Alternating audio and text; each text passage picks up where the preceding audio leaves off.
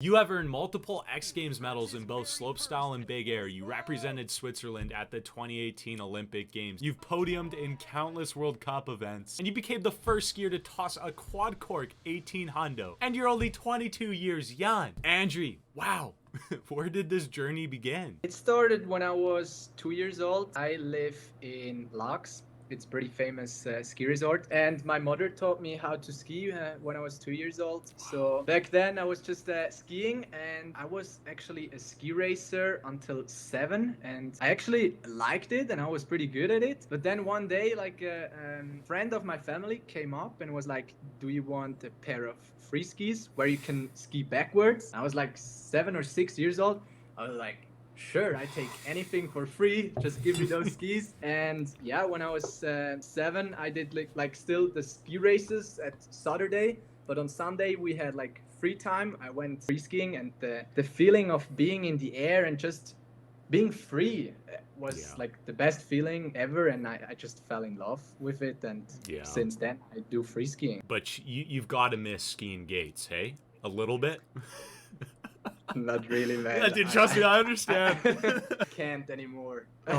2 years old and you started skiing. So did you first learn how to ski, or did you learn how to walk first? No, I could already walk. I think I could walk with 1.5. Isn't that normal with 1.5? I guess. Maybe I'm a late sprouter. I was like 6 years old before I took my first steps. So 7 years old, you got your first free pair of twin tips. You made this transition over to freestyle skiing. When did it occur to you that you wanted to take skiing to the next level? You know, not just treat it as a hobby and maybe pursue it as a full-time career? So when I was 11 years old, played soccer in the summer, and actually loved it, and I was actually dreaming about being a professional soccer player one day. But I always did in winter. We did like free skiing with the friends, like filming and making edits. When I was 11 years old, I had to decide whether I'm gonna do free skiing or football, because I wanted to go to a sports school so I have more time to do sport. Then I was like, what should I do? But my heart was like, yeah, I just was a little bit more in love with free skiing, and from that point on, I knew I want to go professional. Now, obviously, you've had a lot of success with freestyle skiing over the years, to say the least. But is there any part of you that kind of wishes you stuck with soccer or, you know, football? Of course, sometimes it would be like interesting to see how far I would have brought it with playing soccer. But no, I don't regret it, because I just love skiing. Also because we can like do what we want and also make videos, which is really cool. And like this, what we are doing right now, I think I wouldn't do that if I would be a soccer player. So I really enjoy that part as well. Well, I don't know, if you were, you know, made it into FIFA, you'd be talking to Ronaldo right now instead of me. So, I mean, that'd be pretty sick. So 11 years old, you made this shift away from soccer so you could devote more time to skiing, and obviously you got quite good at it. And I'd imagine you got the attention of a couple companies or two, right? So I'm curious to hear, what did that feel like to have that first sponsor, you know, that first potential sponsor reach out to you? When I was 7 years old, I got my first pair of Armada skis. Wow. When I got the first pair, because I knew him, and he was like the manager from Armada Switzerland. Okay. But then that was just once, and he was like, yeah, all right, take them, have fun. But then he saw that we kind of got into it, made progress, and we like always skied. And with like 8 years old, I got the Armada skis for free. I got from Orange. I don't know if you know the brand. Clothing. And I got sponsored by Oakley. Man, it was so crazy, because like every time I got a package from them, it felt like Christmas. You know? It was just so surreal. 8 years old, man, that's insane. It must have been such a crazy experience to have those big names already supporting you at such an early age. Yeah, I kind of got everything for free. I mean, back then it was easier. Now, as your skiing shows, you were quite a capable 8-year-old, but I don't imagine you were handling this corporate email account and sifting through all these potential sponsorships and deals and whatnot. So how did these companies get in contact with you? Yeah, that was the thing. So he was a friend of my family, and he worked for Armada Switzerland. Wow. So he kind of did that stuff for me, and maybe my mom made some of the mails. I don't even know, man. I was 8 years old. You just have this stuff showing up on your doorstep. You're like, buddy, keep it coming. Yeah. jamming. Now I want to jump forward a bit, kind of talk about your recent accomplishments with skiing. And I got to start off with a question I think I know the answer to, but what is the most terrifying trick you've ever had to throw on a pair of twigs? Yeah, and I would have to go for the first quad cork. Like, Yeah. I mean, there were a lot. Like my first top 10 was really scary as well, but like quad cork was something different, because all the other tricks I have seen people doing them, and I knew they work. But when you do a quad cork, I mean, I knew in my mind I'm capable of doing that and I will land it. But still, like that question, what is gonna happen after 3 flips? Is it still gonna like flip me around, or is the rotation gonna stop? So you don't really know that until you have done it. So yeah, it's for sure the first quad. So the quad 18 happened at 9 Royals, right? Yeah. Yeah, and you were 18 years old at the time, correct? Yeah, I think so. Man. So talking with Nico, he was telling me how the athletes come and meet with the Audi 9's teams in a few workshops to help develop the course and throw some ideas around. And I imagine for 9 Royals, you helped design this monstrosity of a kicker needed to toss this quadruple cork 1800. So do you remember any of the specific dimensions of how big that jump was? Because a lot of the times the camera can not do it justice to truly show how big that is. That was for sure the biggest jump I have ever hit. Like, wow. I don't know, if I think it was like the table was 25 meters, just the table. So if you land sweet spot, it was like I think around 28 to and I mean on the quad I went deep, so I would say it was around like 35 or even 40, I don't know. But it was a really big jump, super like poppy takeoff. But like the landing was so steep, it was super scary to land switch. So that's why I went to try to go to 18 and not to go to 19, because 19 is a little bit easier. So. I mean, it makes sense, right? Because you're setting so much to stop at that 1800-degree rotation. Seems like it's a lot more difficult than just taking it to switch. I mean, I've never tossed a quad, but I imagine. That's exactly it. I'm going to 9 Royals. Was it your original intention to toss the quad, or were you just sitting up on top of the drop-in one day, sun beaming down on you, and you're like, buddy, it's time to send it? That's actually a funny story. It was the first day of Audi 9s. I drove from Flims, like from my hometown, it was in South Tyrol, in Italy. And we made it there at midday and went up on the mountain, and our coach was in the hotel, and he told us like, hey man, it's the first day, and he injured his knee. And he was like, I'm gonna stay down, take it easy, get used to the jump, and tomorrow I will come up with you guys. And like at 2 o'clock in the afternoon, we went up and skied the castle for a bit. And yeah, it was the biggest jump ever. And I did some double corks. Then I did some triple corks. Then I did a triple cork with safety. I was like, whoa, hey, I think there's some space for another one. And then Luca Schuler, he was with me there. And I was like, I asked him, hey, can you watch one? And he was like, what are you gonna do? I'm like, yeah, a triple cork, and maybe like, do you think there's space for another one? What are you talking about? You mean a fucking quad? Yeah. I was like, yeah, maybe. It was like, what? You're psycho. But yeah, I will watch. And then he filmed one. I did a trip cork, and also Nico was down there, and they were like all saying like, for sure, like there's enough space for it, can do it. And I think I did one more, and then I went for it. And I mean, I was super nervous, obviously. Yeah. And I landed it second try. The first try, I slipped off my grab, because gravity is like when you're spinning that much is crazy. Like I was on my grab, but then slipped away because I was like kind of spinning so fast. So at like my second try, I landed it, and it was one of the best days in my like career. It was a super nice moment. I was really happy, and everyone was like freaking out, and yeah, it felt amazing. I can't even begin to imagine what that feels like. Dude, insane. Absolutely insane. Now, your arsenal of tricks is massive. You can toss nearly any degree of rotation you want on any axis you'd like in any which direction, north, south, east, west, left, right. But what is that trick you just love above all else, your favorite trick? And for sure, Superman front flip. Oh, yeah. That's like the best. Like, if you do that on a big jump, you just go and like watch the knuckle, and in the last moment you huck the front flip, and it's like flying. Yeah. So I love that trick. Moving on to jibs, if you could only ever toss one rail trick for the rest of your life, what would that be? Casual 2-in Pretz 2 on a double king rail, on a little bit of a longer rail. That feels really nice. And I actually like, a lot of people think I only or more liking to jump, but actually I really like rails. Like it's a lot of fun to just ski rails and have fun on them. So like you've had so much experience with contest skiing, recording films, shredding all aspects of skiing. So where do you think the sport is going in the future? And more importantly, where do you want it to go? Yeah, I mean, for me, I always wanted to be accepted as a free skier, because where I live in Switzerland, it's all about Alpine, and they're like, Alpine is the best, and you do free ski? Those are the guys who take drugs, and I don't know, they're just crazy and do those tricks. And so for me, that was like, when I was younger, was sometimes a little bit hard. Like they were always like, yeah, you're a free skier, who cares, man?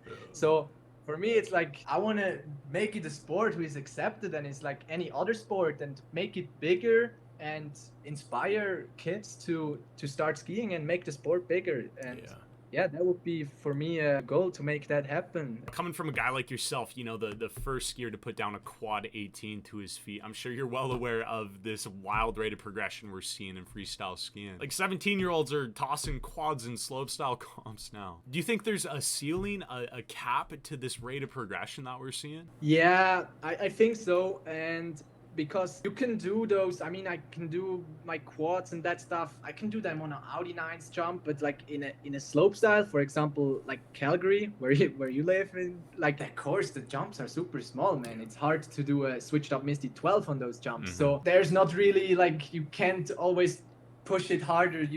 And I think that's also nice. I mean, so we guys, like all the skiers, play around and make X's, nice reps, and I like that as well. And if I'm like scared, I'm scared about like something in big air. I'm a bit scared more about the format. I think the format needs to change in the future, I would say, because so many people can do two big tricks, mm-hmm. and it's so hard for our judges to separate the riders because it's so close. So I think in the near future, it's my opinion, maybe make a change in the bigger formats.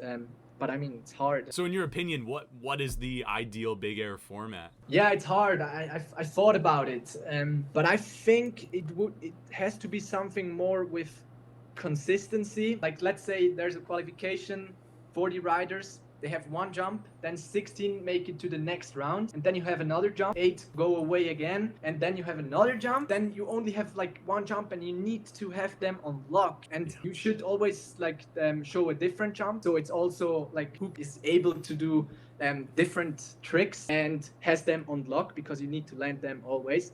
So that would be something, because then it wouldn't be only like going crazy and spin the most, But that's my opinion. But I feel like we have to do something in the future. That's a pretty sick idea, not gonna lie. Like, I'd be sitting at the edge of my love seat just watching everybody get knocked out, right? It's kind of like a King of the Hill type of game that you're pitching. That's super sick, man. So obviously, professional skiing, if any of you guys are new to the sport, it's not necessarily that easy on the body. I'm sure Andri can definitely agree with that statement. So, going back in history, right, you've been hurling yourself through the stratosphere for years now. So what kind of injuries have you sustained? Actually, I didn't have that many injuries. I mean, I broke twice my collarbone, once skiing, then I got back on my skateboard, like on the way to skiing to the gondola station. I crashed, and then I had some injuries, but there were like 4-6 weeks, and like 4-6 weeks is nothing. So I was actually always pretty lucky. Obviously now I have like the most challenging injury. I blew my knee in at World Champs in the big air, which is for sure the most challenging injury. But like with every injury I had in my career, I always learned like new stuff, and like also there was always a positive reason if I look back. For example, when I broke my collarbone the second time, I kind of got into making videos. I made my first parkour that time, Oh, and yeah. that went viral. And so that's kind of why I'm making so many videos, and I'm on YouTube, and why I'm doing this interview with you here. So yeah, that's a positive reason for me. I don't know what the reason is now. I mean, it's obviously hard to accept, and it's a long time I won't ski, but I try to stay positive, work hard, and come back stronger next year. And correct me if I'm wrong, but just for the listeners, you completely tore, it was your PCL, correct? Yeah, And yeah. a little bit of your meniscus as well. No, that's Nope. not true. That was the media was wrong. The MCL and the PCL. Yeah, it's a heavy one. It's not easy. Like Yeah. I've just been to the doctor today, and he was like ACL. Yeah, easy. But what you have, it's tougher. Yeah, I will be back, man. Takes time. I mean, all of the skiers or the people I look up to, man, they had also injuries, and that's what separates them. How you come back from like a setback like this. That's kind of something I want to dive a little bit deeper into, right? You take a lot of pros. For example, Candide Thilvex, right? At the top of his game, only to have one of his vertebrae absolutely shattered. But he stayed strong, persevered through his healing process, and went on to accomplish some incredible things with skiing. So that makes me wonder, what kind of things are you doing right now to keep your mind and body in the right place during this recovery? Yeah, of course, man. That's hard. I mean, skiing is the one thing I love the most, and also like competing. That's the combination. And now it's taken away from me, and it's tough. But yeah, as I said, you have to stay positive, man. I mean, there's nothing else I can do. It happens, dude. I can do like on social media. I'm gonna film a documentary. Is the plan about the whole story and the comeback. Wow. Which is really cool. I have a lot of stuff I can still do when I'm not skiing. That was always also a goal of mine. Not only be just like a skier, and if you get injured, you have nothing left. So I still have some other stuff to do. And obviously now I did like 4 weeks where I had almost everyday physio, like physiotherapy. Now I get back to training, and I can, yeah, the focus is on training, and that's gonna take a lot of work. So I'm gonna be busy. That's good to hear. And you say it with really little emphasis, but just the decision to be positive about the situation is incredibly admirable, right? There's a lot of people out there, you know, including myself. Like, for example, when I injured my back, I was furious, man. It was really easy for just my anger to take control of my day and just think about all the things I didn't have at that moment of time rather than the things I still had and was capable of doing. So to see you, you know, taking that other step and just choosing for this to be an experience where you can still grow is fantastic, man. That's super great. Of course, man. Sometimes I'm also a bit mad, but still, it's not that I'm like always like perfectly happy. Sometimes I'm a little bit mean to my mom as well, because I'm like, oh, too much. But I mean, well, correct me if I'm wrong, but in your Draw My Life video, you were saying about how you were throwing rocks at your neighbor's house. Is this correct? Yeah, man. Yeah, no, I was like, my mom always like said, it took her a lot of energy. Like I was always crying. I was always, if we didn't do what I want to do, I was crying again. And I did a lot of dumb stuff, like throwing rocks at my neighbor's house for 15 minutes, and then I was like, okay, now I'm going home. And yeah. Now that you're having this kind of forced break from skiing, does it ever make you wonder where your life would be if you didn't put those skis on for the first time? Yeah, I don't know. I mean, maybe I would be probably like a football player or something, because that was my other dream. But I always loved doing sport and loved doing competition, so I probably would be maybe in another sport.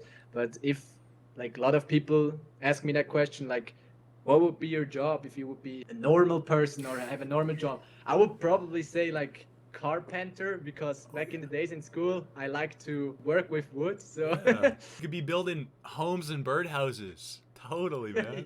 Yeah, man. Now, looking into the future here, there's no doubt in my mind that you're going to come back from this injury better and stronger. But looking past this recovery and, you know, 5 to 10 years down the road, what other type of ski-related and non-ski related goals do you have for yourself?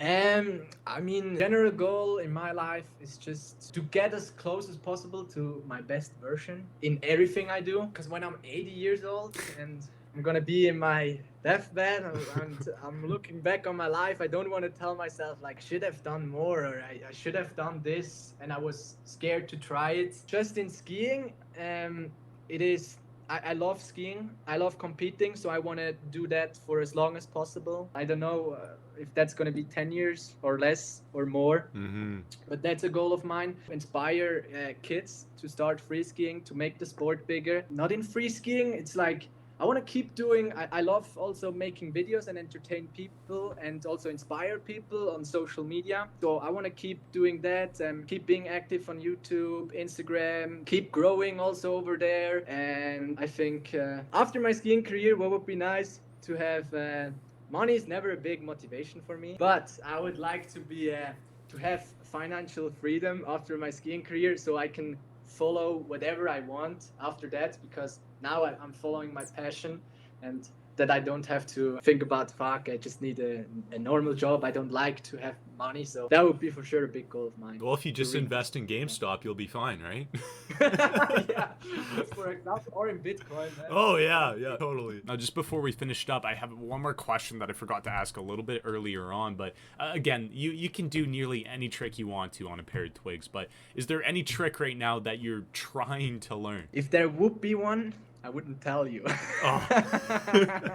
Because I think then I would keep it secret, because these days with the airbags, man, then someone will copy it. Yeah. Oh, Dub cork 10 to a Pretz 1440. That's essentially what you gotta get now. That's it, man. I'm gonna work Done on that. deal. I don't really have, like, I have some tricks on my mind, but like there's nothing totally new. I mean, it's so hard. Like there's almost been every trick done. There's new grabs you can add, or new play with the X's or something. Andri, it's been an absolute honor to have you on here. Can't thank you enough for taking the time out of your day for this. But before I let you go, is there anything you're just dying to get off your chest? Anything you want to tell the people out there? Oh man, I hate that question. No man, actually I think it's really cool what you do. I found your channel, I don't remember, maybe I think this winter. And I think it's really cool for the freeski community that you make those videos. So you make the sport bigger, you entertain those people, and I think that's really cool. And I'm glad to be doing an interview with you. So yeah, that's Dude, cool. I appreciate it, man. Absolute For honor. Sure. Dude, wow. Wowza, man. Andri Ragettli, man, an absolute staple in the freestyle skiing community. That's such an incredible story, man. Really unfortunate to see him put out on injury right now. But rest assured, dude, he's gonna come back saucing, man. He is so good at skiing. If you want more information, a deeper dive into the life of Andri Ragettli, go check out his YouTube channel. He has some fantastic vlogs. You can check out his website, his Instagram. You can find all that goodness linked in the description. And that, boys, yet know I love you. And you know the good Lord. Good Lord there, Abernaki. Gosh darn it, man. He loves you. Okay, we'll see you in the next one.